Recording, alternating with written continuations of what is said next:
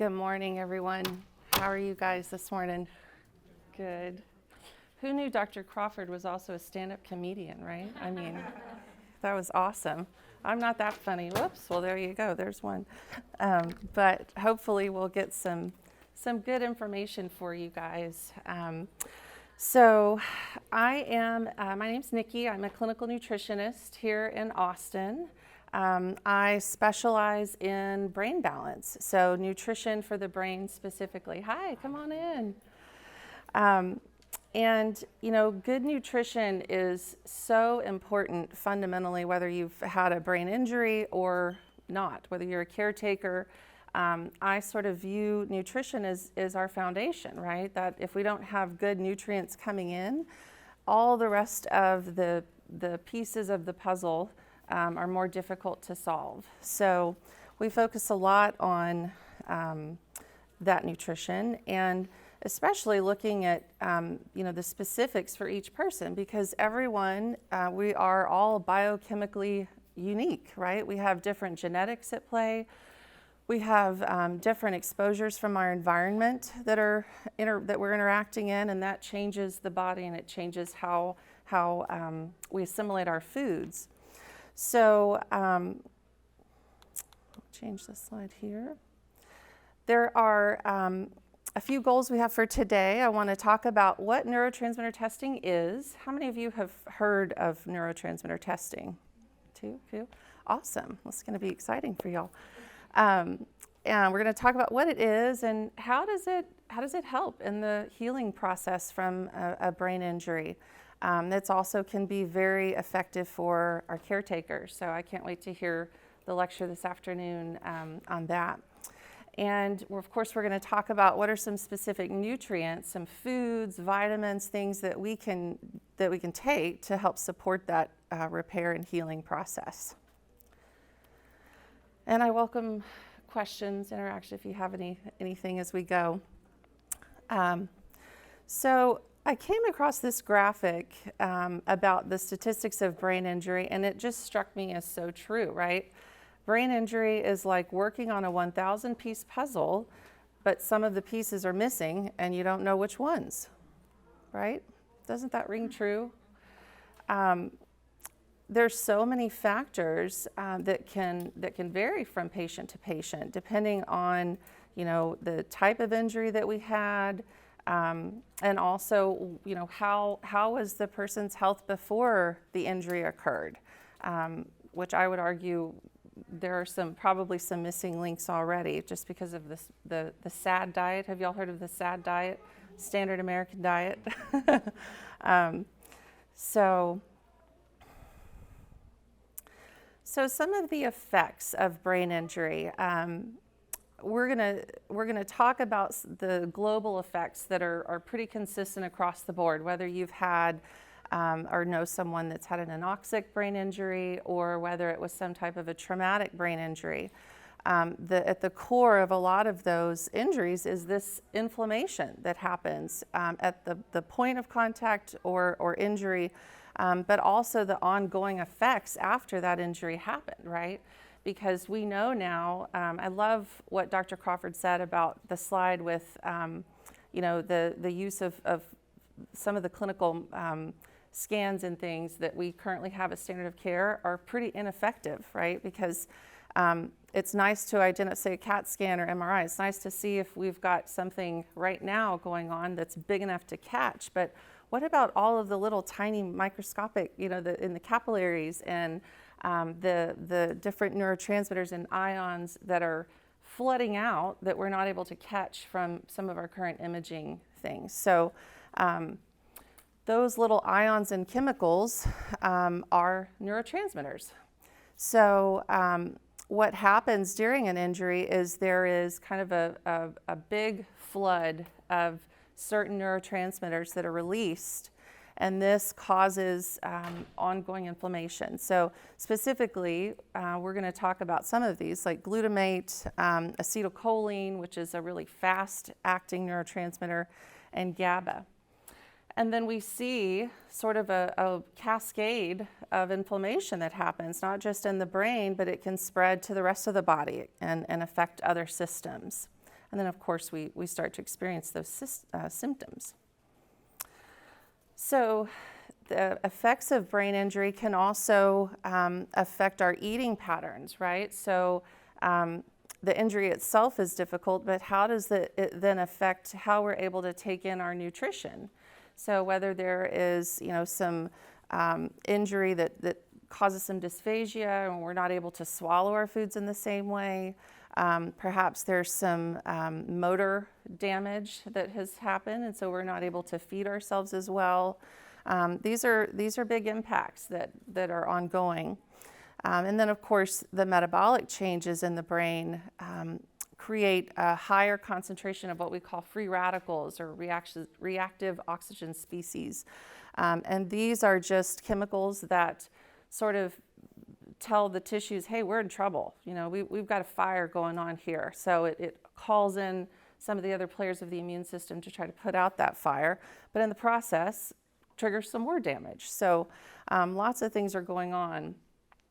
We also know that in those situations of excess inflammation, the brain becomes even more resistant to insulin and your sugars. So what that means is the energy sources that the brain uses to be fueled become compromised in of itself. So then that can, of course, lead to changes in your intestinal tract as well, whether we're talking about direct blood sugar shifts that happen globally, or even just peristalsis can be affected, where now we're not able to move the foods. Like when you take in a meal, you chew it up, you swallow it, and then you have, thankfully, involuntary muscles that squeeze the food down through your digestive tract. And that's called peristalsis. So sometimes that can be affected as well. So we have to think about all of these players of the injury and how that's affecting our ability to absorb our nutrients. And then, of course, one thing that we're going to talk about more when we get into the foods is this decrease in BDNF. So BDNF, which is brain-derived neurotropic factor. This is one of the really important molecules that helps create energy. There are lots of studies that are showing that it's more when you have lower levels of BDNF in the brain, these are associated with different neurodegenerative disorders. So I couldn't find a lot of data about specifically related to brain injury, but I think it's pretty safe to assume that we've got lower levels at that point. So BDNF, of course, is important for thinking, learning, brain function. So we're going to talk about some ways to increase that. And of course, the effects on the brain specifically to neurotransmitters, there's three that I want to sort of focus on, which are these glutamate, dopamine, and histamine. So this was a kind of a neat graphic that shows some of those specific neurotransmitters and how it's affected. You probably can't see this very well from up there, but these are neurotransmitter changes after traumatic brain injury. So we've got from an acute injury, kind of what's happening, and all the way down to the chronic. And the chronic ongoing issues is kind of where I do my most work with people. And specifically with these neurotransmitters, and we're going to define those in the upcoming slide, but we see quite a shift of, we've got, for example, glutamate. Right when an injury happens, we have this burst of glutamate that occurs, and over time, the receptors start to burn out, we run out of that particular neurotransmitter, and we see these big changes. So what are neurotransmitters? Well, I put a definition up here for the left brain folks, but basically think of them as like little emails that the brain sends out through the rest of the body, and they control everything. They're the messengers that control your immune system, your hormones, everything from your heart rate, blood pressure, all of that is regulated, and those signals are literally coming from these neurotransmitters that are released. And this next picture gives you kind of a better graphic. I'm a very visual person. I like to draw too. I don't draw on my windows, but that's a good idea.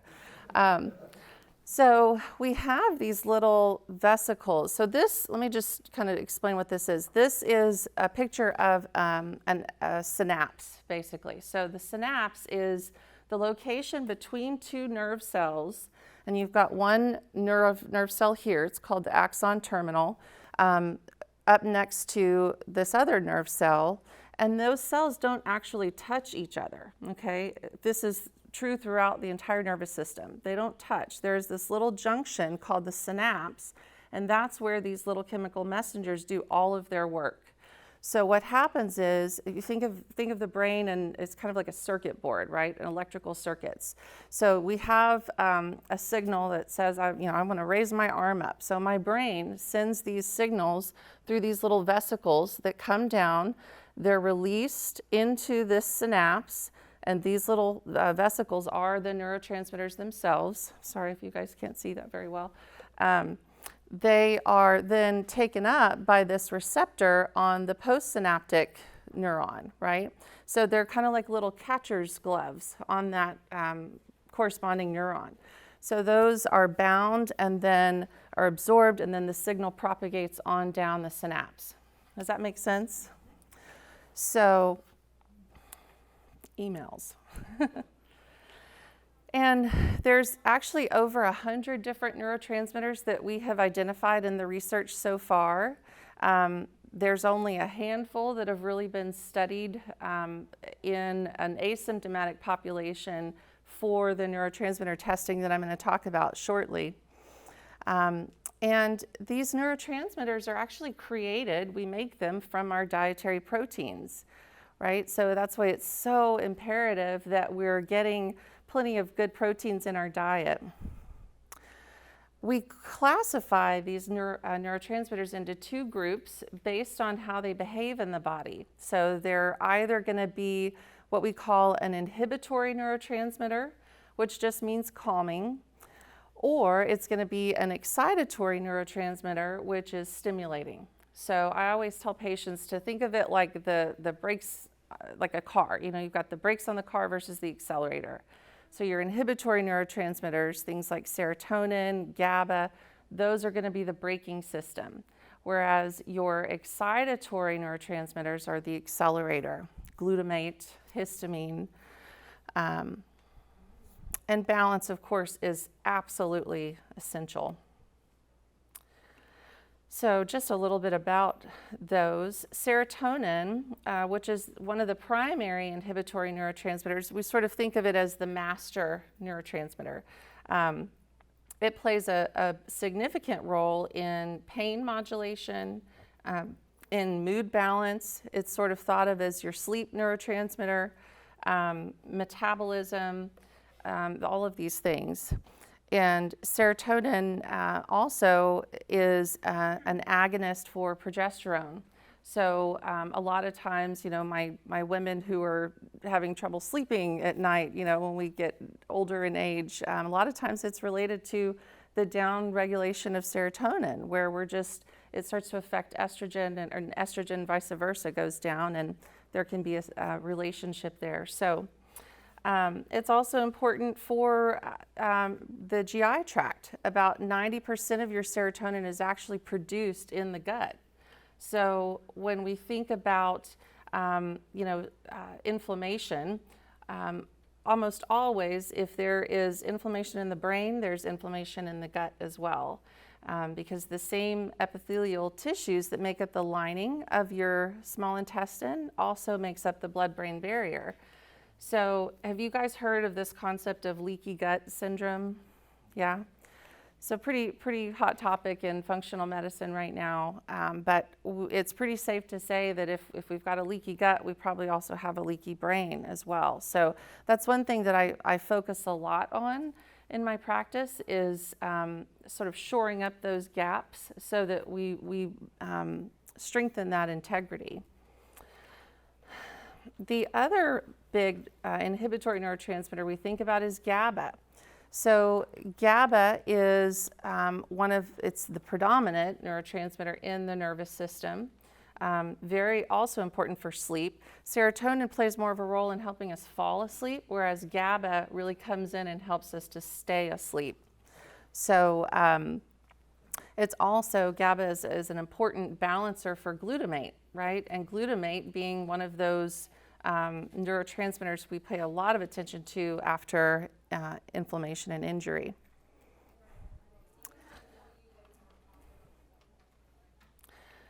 So some of the excitatory neurotransmitters that we look at, the accelerator on the car, dopamine, which is our main focus neurotransmitter. This is our pleasure neurotransmitter, gives us our joy.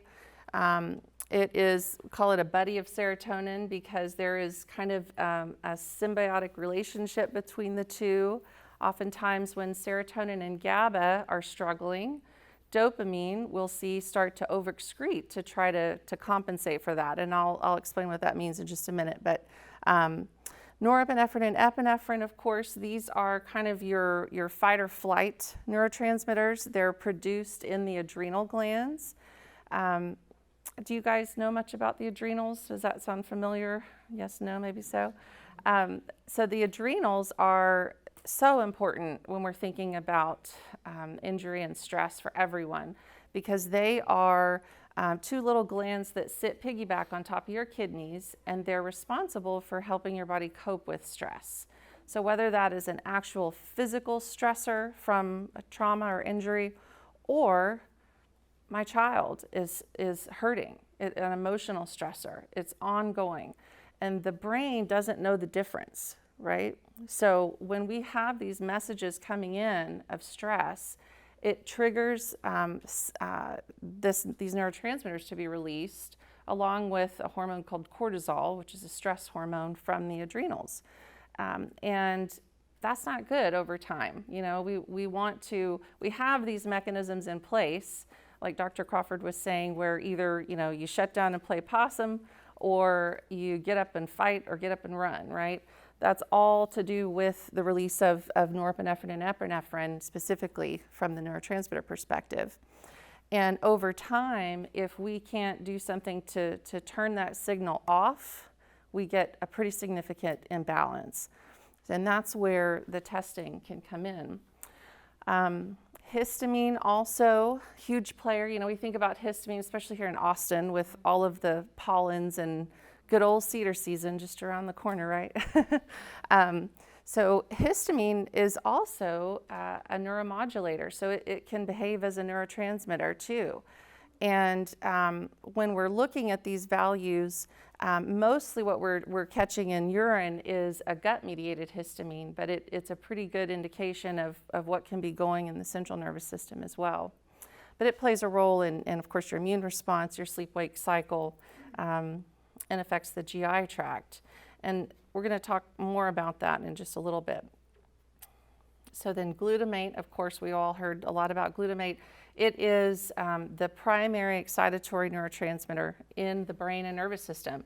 And when we have an injury, glutamate is one of the primary players that is spilled out at high levels and sometimes ongoing, so at the actual focal point.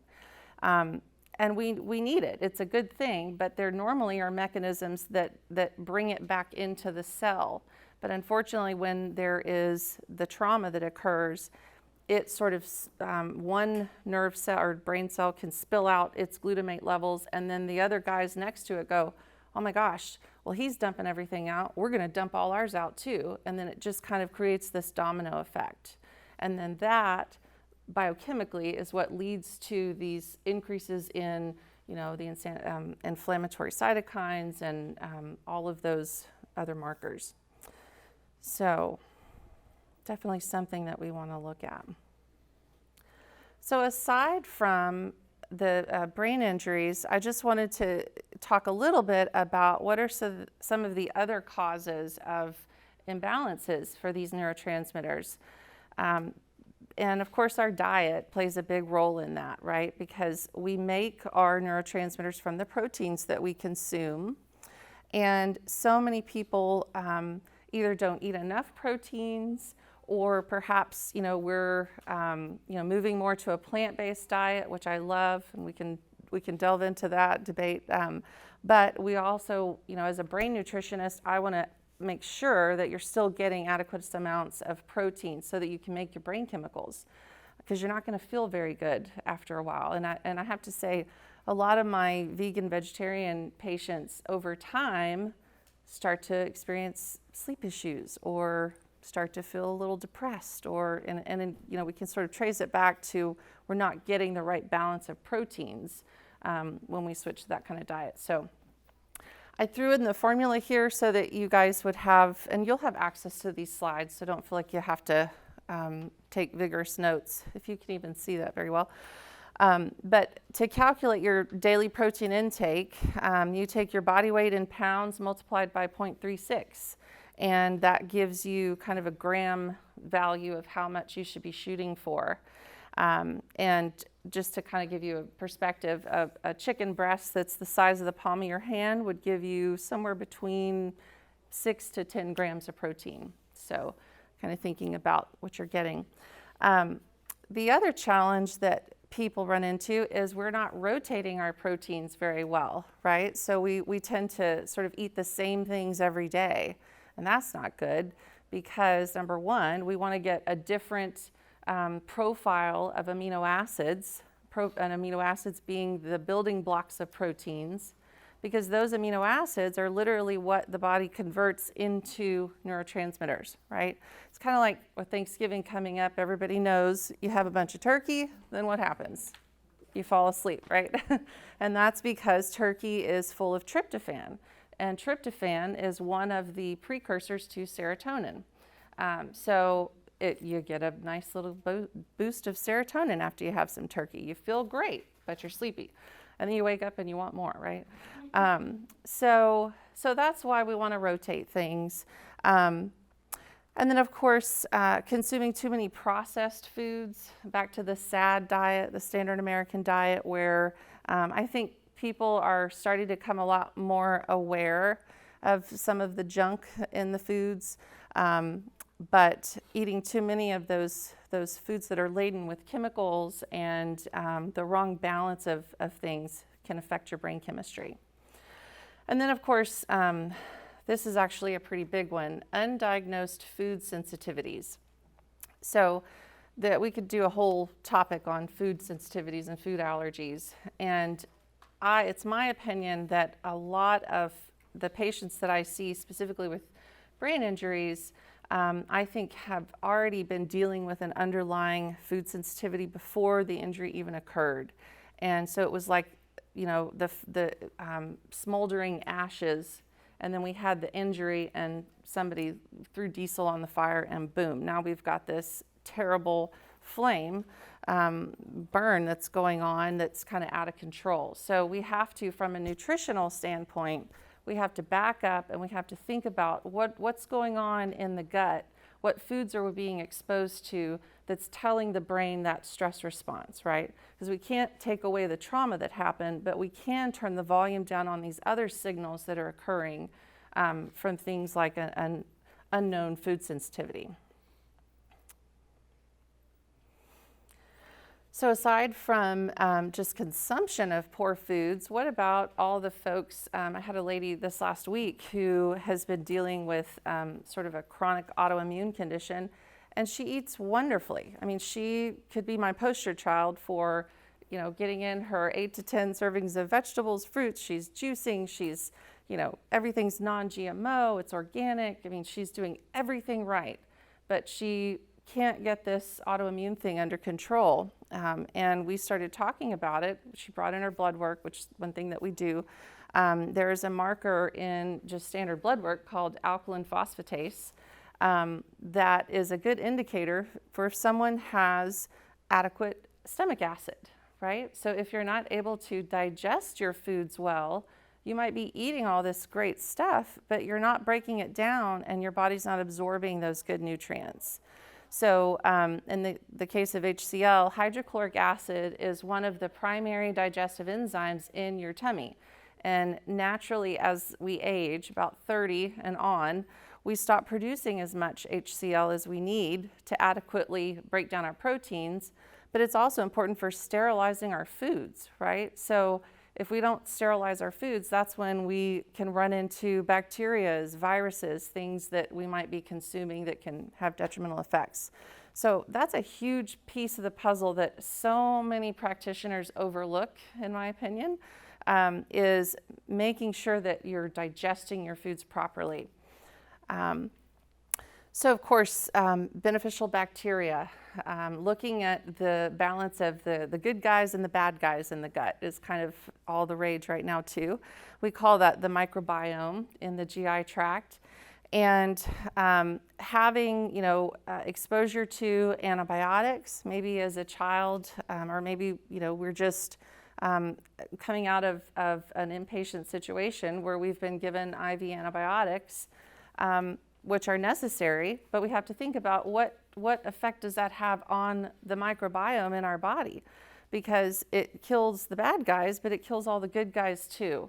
And so many of our pieces of our immune system, our neurotransmitters are produced from the beneficial bacteria in our gut. They play a role in that, right?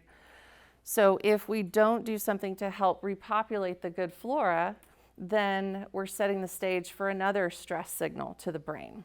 So does it kind of making sense here, all these different areas where, aside from the injury itself, we can be affecting. So, and then of course, looking at just basic highway structure, right? If the neurotransmitters are the cars on the highway, what's the highway look like? Do we have a bunch of potholes? Do we have bridges that have collapsed? What is going on in those nerve membranes? So all of these nerve cells are encoded by the myelin sheath, right? And that myelin sheath is made up of good fats, basically. And this is why you hear so much about, like you're eating so much good healthy fish, cold water fish and avocados and medium chain triglycerides and phosphatidylserine and all of these healthy fats that make up that myelin sheath. They make up the highway. So if we're not getting enough in the diet, which a lot of people don't, they're getting the wrong kinds, right? They're getting a lot of saturated fats from processed foods, or we're back to also not absorbing it. Maybe we've got some gallbladder issues. Maybe we've had our gallbladder removed and now we can't emulsify our fats properly. So once it gets down into the small intestine, we're not absorbing them well. So that affects the brain chemistry as well. So I just wanted to kind of throw some symptoms up here. I mean, this could be 5 times as big, symptoms of an unbalanced brain. And these can be for both after a brain injury and before, and also for our caretakers, because the situation of having imbalanced neurotransmitters affects all of these areas. So some big ones that I run into after an injury, of course, are the headaches, depression, anxiety, and of course it depends on the type of injury. And just so I kind of understand, how many people are here for a loved one who's had a traumatic brain injury? Let's see a show of hands. Okay. And how many for an anoxic brain injury? Okay, got it. So the way that we address that nutritionally is going to be a little bit different, but from the inflammation standpoint, it's the same. So the symptoms are going to present a little differently for both of those areas.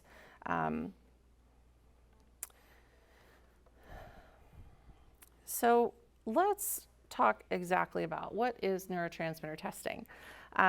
So this is a very easy test to do, and I have to say, before 2007, I was working in a doctor's office doing just your standard, cardiovascular support diets and things like that. And I could write the most brilliantly planned diet for someone, meal plan. And they could do it for maybe a few days, a few weeks, maybe a couple months.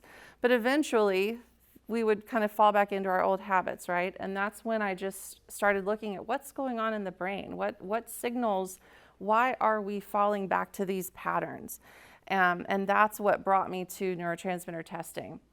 So it is a practice that's actually in Europe. It's kind of a standard of care there, and was developed in Germany back in the 60s.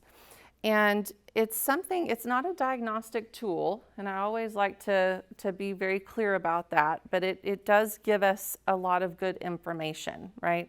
There needs to be more clinical trials, and in order for something to be within that scope of diagnoses, you get into a political argument, but it gives us a snapshot as to what's going on in the brain and the nervous system. So it's super easy to do. It's actually a urine collection that you do from the comfort of home. And we have the patient collect their second morning urine because we want to see what the brain's doing after we've been up and making decisions and going through our day as opposed to while we were sleeping. And the technology is actually a dry spot ELISA method is how it's evaluated. So there's several labs out there within the realm of functional medicine that offer this testing, but it's super helpful. We say test, don't guess, right? Right now, unfortunately, in the mental health field anyways, it's a very subjective model, right? We're just sort of going off of what the patient reports clinically. We don't have a good way to measure other than doing a spinal tap, which we're not going to do that. But this gives us sort of a snapshot or a footprint as to what's going on in the nervous system. So that's just their urine? Yes, ma'am. Yep. It's a urine collection. And we have, I work with a lot of kiddos as well for like the focus issues and school, report cards are about to come out, all that stuff. So we have some little collection devices that you can just stick over their genitals to catch the urine, which is also really helpful for some of my brain injured patients if we're not able to do it the normal way. So, is this readily available through the commercial apps such as Quest and LabCorp and so on? No, unfortunately. What's the specific profile and where is it? There are some specific companies. The one that I like to use is through the Makamel Institute. The name was changed from Neurogistics. Labrix, Doctors Data, offers it. There's a company called Neuroscience that offers a panel. So there's several companies out there. Approximate cost? Depends on which panel you do. Obviously, now you have to move the panel. Yeah, well, right, but that's where I come in. The panel that I use, which we're going to look at a report here in just a minute, but it's about $250 cash price. And if you get a doctor to write a prescription for it, which some will, some won't, then you can get some insurance reimbursement for it. But so there are a few of the neurotransmitters I wanted to really highlight because of their effects on brain injury. One of them being glutamate. So glutamate, so important because research overwhelmingly suggests that excess release of glutamate is one of the earliest and most crucial steps in the destructive cascade of events in the traumatized brain. And glutamate's relationship to neurological damage is that of cause and effect. So, of course, the immediate onset, you see these high levels of glutamate, but then you can still see elevations months, even years afterwards, because we're not effectively reining those values back in. Physicians establish that the chances for recovery from stroke or head trauma are better the lower the levels of glutamate are within the spaces between brain cells. So this is important, right? And if there's anything that we can do from a nutrition standpoint to reduce that, let's do it. And there is. So the other one, dopamine, also is a big neurotransmitter and modulator. It can have some effects when glutamate is elevated. It can start to overexcrete as well, which triggers more inflammation in the brain.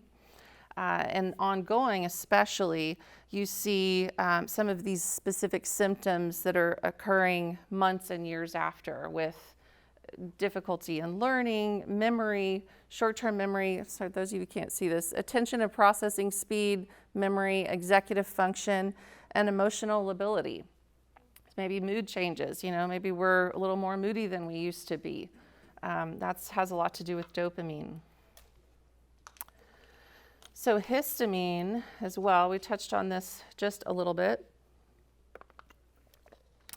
But histamine is unique.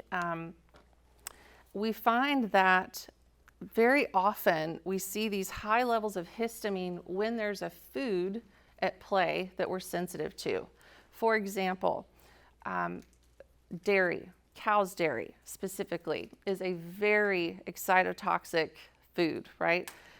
Casein, the casein, which is the protein from milk that's in the dairy cows that we use predominantly in this country, is very difficult for the body to break down, right?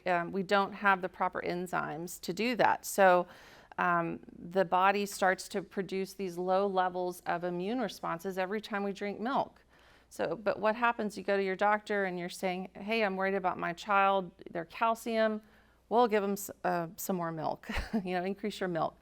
No. That's outdated information. There are better ways of getting calcium in, but first we've got to take those insulting foods out to slow down that process.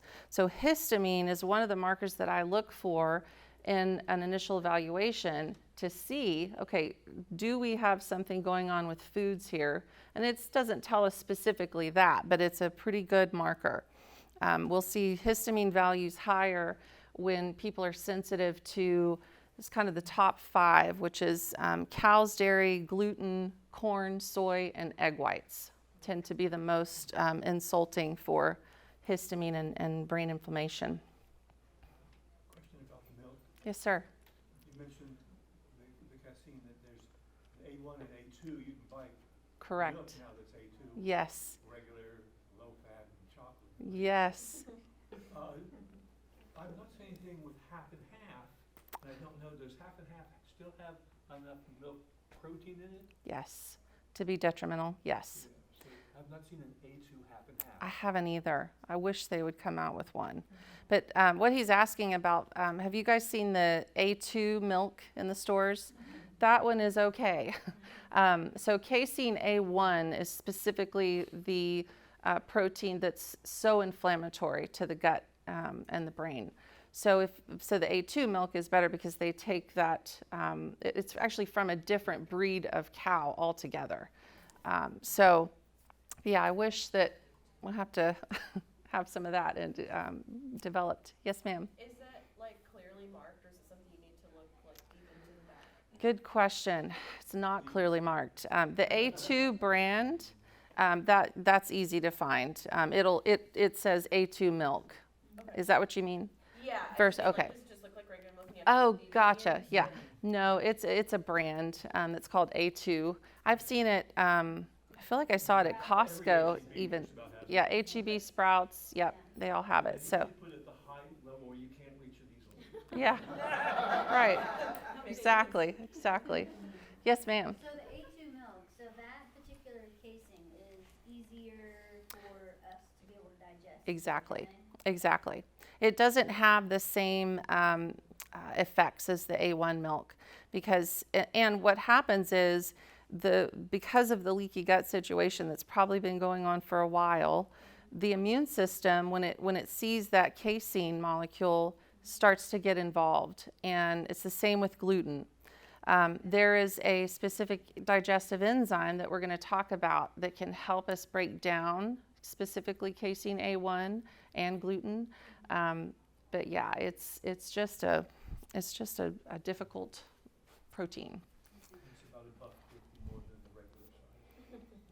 Of course, until we start buying it, right? There's power in numbers. So this is just a picture of what the test kit looks like. It's just a little box that you get. I have them in my office. I hand them out. I don't charge anything for them. You pay the lab directly when you send it in, but to his question, it costs about $250 to do the test. And what it will do, well, actually, before I show you the report, this is, it's pretty cool. The German technology is pretty amazing. I don't know if you can see this, but this is kind of like a little matchbook looking thing. So you collect your midstream sample, you pour, this little tube has a little blue powder in there that you can't see, but you mix up, and then this has a test strip that you just dunk in there and it saturates, and then you set it up on your counter like this to dry for 24 hours. And once it's dry, it's stable for up to 6 months. So we used to have to ship urine across the pond with ice packs, and it was just a real fun time. But now we have a newer, more innovative way of doing it that's so much easier. So that's what the test kit looks like. Now let me show you what a report looks like. And again, I'm sorry, it's so tiny for you guys back in the room. But and like I said, there's several labs that do this. I prefer this particular lab because I've used them for so long. But it gives you kind of a breakdown of all of these neurotransmitters. So serotonin, dopamine, norepinephrine, epinephrine, a ratio of those, GABA, glutamate, glycine, histamine. And we measure all of these against creatinine to make sure the kidneys are functioning well and we got a good value. But it's super important. I'm going to watch my time here. We're running low. This is actually a slide or a result from a brain injured patient. So we have the initial baseline test here, and just to give you an example, we had at the baseline, his dopamine was 346, which it should be between 125 and 175. When we retested him, it was down to 285. So with some nutritional interventions, we're able to help bring those values back into a more healthy range. Same thing with glutamate. We started out at 27. It shouldn't be any higher than 16. And a few months later, I should say, we're down to 24. Histamine started out at 146. The range is 20 to 45. On the retest, we're down to 57. And that's one of the big first steps, is getting histamine down under control. The time interval between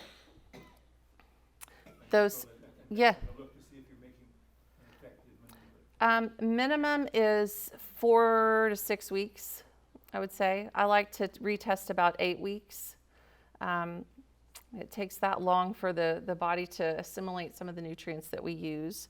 So from this test, when we figure out that, okay, we've got histamine being super elevated, we will customize a protocol both with foods and nutrients to help target those specific values that were out of range for the person.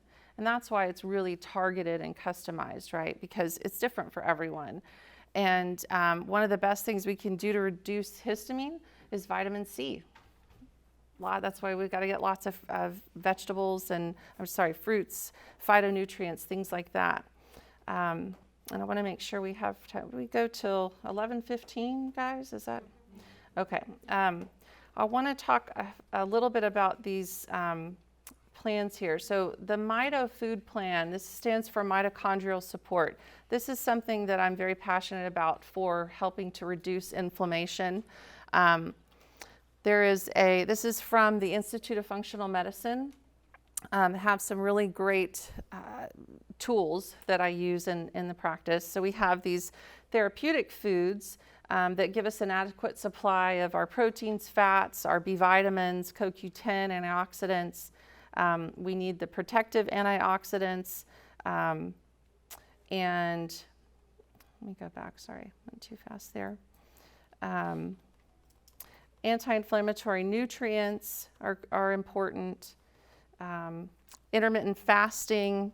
There's lots of stuff about ketogenic options, and ketogenic diets can be really helpful in brain injury recovery. However, it can also do a number on the microbiome, and there's some pieces of it that really, it just kind of depends on the person. We have to make sure we match it and making sure that we're getting enough of the vegetables and things in, which a lot of people leave out. So the recovery diet that I recommend, eat low carb. Limit your carbohydrates because that converts quickly to glucose and that contributes to more inflammation in the brain. We want to focus more on good fats from cold water fish, your avocados, ghee, these types of things. And, oh, sorry, was there a question? No. We want to avoid the fast foods and processed foods because they're also laden with food preservatives with glutamate. So MSG, DSG, these stands for disodium glutamate, monosodium glutamate. Guess what? It's the same glutamate, basically, that causes more inflammation in the brain. So this is why we want to avoid a lot of those. And the food industry has gotten very sneaky, and they don't have to label it as MSG. They can label it as natural flavoring. So watch for that on your food labels as well. It's shocking. Focus on your clean proteins, wild-caught, organic, non-GMO sources. Vegetables. Vegetables are so important in fruits and vegetables. Here's kind of a little picture of things that we can do foods to focus on for a healthy brain, right? Because that's full of phytonutrients that are going to mop up the free radicals that are floating around from the trauma. And for those of you who are looking for tube feeding options, this is a company that I really like. It's called Kate Farms. I don't work for them. I have no affiliations with them, but I just wanted you to have some options because so many of the liquid foods that are available for tube feeding have so much junk in them. They've got soy and milk and glutamate. I mean, it's really, really awful. This company, I really respect them a lot, and they have options for all of those. katefarms.com. How does it taste? Well, if it's tube feeding, we're not going to have to worry about it as much, but the taste is pretty, I think that it's good. But your taste buds change every 20 to 30 days, right? So if we take a little bitty bite of something every day, over time, we can start to like it better. That's the one bite rule with kids, right? You have them take one little bite. So. I was just asking for adults that have Yeah. problems with food. Yes. There's different flavors, and it just depends. I think it tastes good. It tastes like better than an Ensure or something like that, in my opinion. So these are some of the nutrients that I think are really key. Of course, there are more, but the really core of it the neurotransmitter test is such an important tool that can give us some specific guidance to what each person needs. So the amino acid support, that's what helps to rebuild the neurotransmitters that are out of balance. So in summary, we talked about neurotransmitter testing, an easy in-home collection that helps us identify some of these key players so that we can create that personal plan to fit the person's needs. And some references here. I'll give you guys a copy. And for anybody that wants to learn more, if you just text HOPE to this phone number, it's my personal cell phone number, and I will reach out and we can schedule like a 10-minute, 20-minute, whatever discovery call. So we could just talk about maybe some questions that you have and specific circumstances that maybe you're facing. I also have a protocol sheet out on the table if anyone would like that that talks about the MITO plan and some basic things I think are important that you can walk home or walk away with and implement today. All right. Any questions? You're welcome. Thank you.